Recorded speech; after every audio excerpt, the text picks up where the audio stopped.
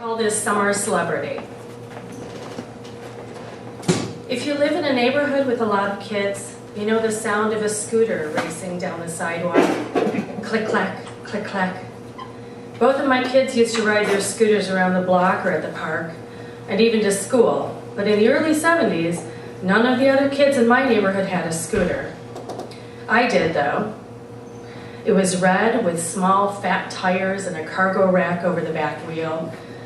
My parents had given me the scooter for Christmas. They'd gotten it at a shop on Western Avenue, at a bicycle shop owned by a German immigrant.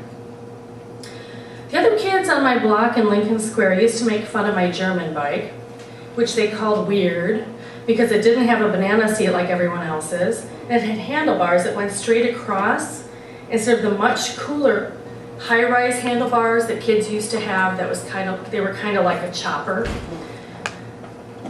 The kids in my neighborhood and at my school made fun of a lot of things.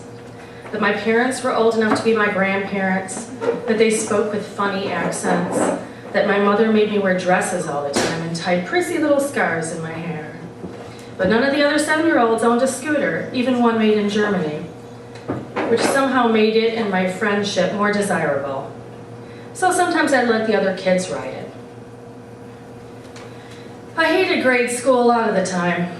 I even went to a high school 2 miles away when I graduated instead of the neighborhood high school most of my classmates went. A few years ago, I visited my former grade school during an open house. And I greeted the principal, who was once my 8th grade teacher. She asked if I'd ever come back to visit since I graduated. When I shook my head, she asked, "Did you hate it that much?" I shrugged. One night after dinner, I decided to ride my scooter to my friend Anna's house 2 blocks away. I had to cross the side street that ran in front of our house, so I did what my mother did when she was driving. I nosed cautiously into the street while looking through the windows of the parked cars. There was a blue Chevy maybe half a block down, so I pushed off with my back foot so I could zoom to the other side of the street. But I only made it a little more than halfway across before the Chevy hit the back of my scooter and knocked me over. Things weren't quite as bad in high school. In my sophomore year, I transferred to a different high school when my mother and I moved to the suburbs. Instead of having kids call me Nazi and trip me in the hallway, I graduated to near invisibility. For several weeks after we moved, I didn't know anyone, so I just ate my lunch alone.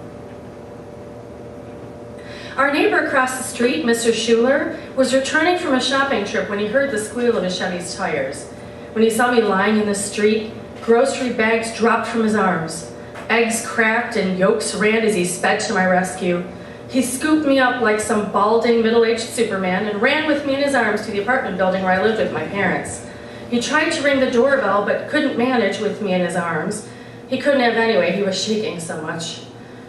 After I pressed the buzzer, my mother let us in. Her eyes became saucers when she saw Mr. Schuler carrying me, and she didn't talk for a moment. She only pointed when he asked where he should put me. He brought me into my room, sat me on the bed, told my mother to call the ambulance, and left.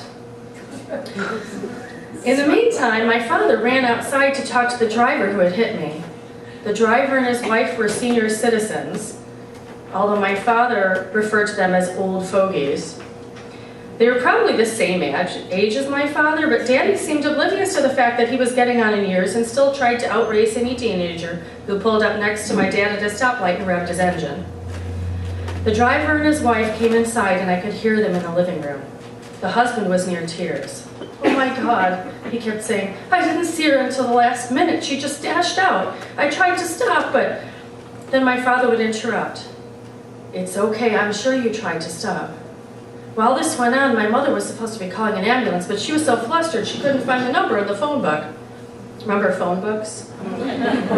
"What's the number for the police department?" she asked as she darted into my room. "P051313, I answered. This was, again, before 911.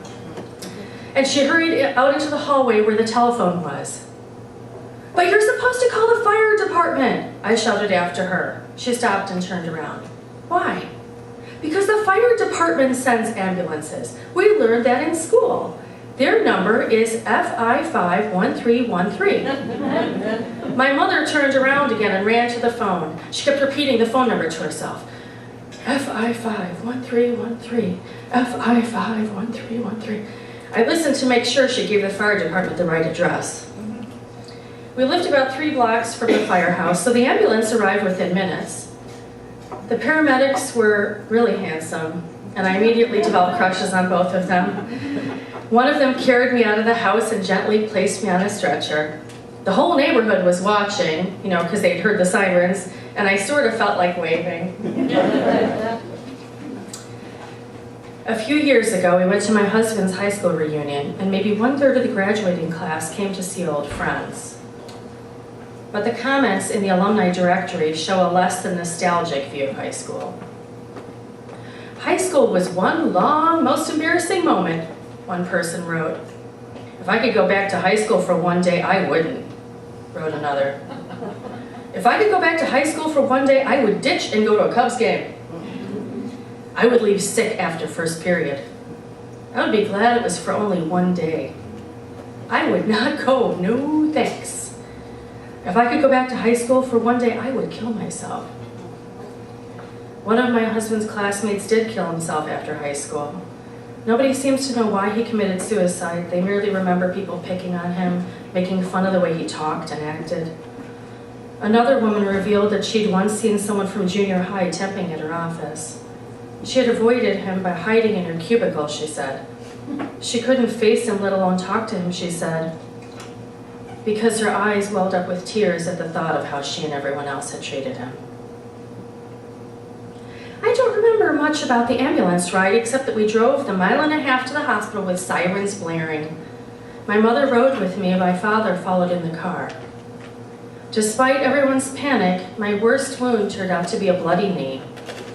After a nurse in the emergency room rubbed a smelly green salve on the scrape, she covered my knee with a gigantic gauze pad. On the way home in the car, my father lectured me about being so careless. The man who'd hit me sounded ready to retire his driver's license, the way my father told it. The old fogey also wanted to pay my medical expenses and called for the next few days to make sure I didn't have internal injuries or something. Years later, I found out teasing in school. Author Judy Blume says she received thousands of letters from both girls and boys who had been ostracized because of their weight, ethnicity, or sexual orientation. Not just Americans, children from all over the world, which was sad, but also gave me some comfort knowing I wasn't alone. As I entered adulthood, I eventually outgrew the feeling of not fitting in. My mother sold the scooter, and the accident became a distant memory. In the days following the accident, I was a celebrity in the neighborhood. All the kids wanted a glimpse of my knee with its industrial strength bandage and marveled at the scooter's rear fender, which was bent. Mr. Schuler was a hero. His kids told everybody how he had dashed across the street to rescue me and dropped groceries all over the place. For years after that, he'd wink whenever he saw me around the neighborhood. My fans were fickle, though, and my fame short-lived. On the 4th of July, a bottle rocket blew up in David Lundberg's hand, and his arm was wrapped in bandages for weeks. Then he got all the attention.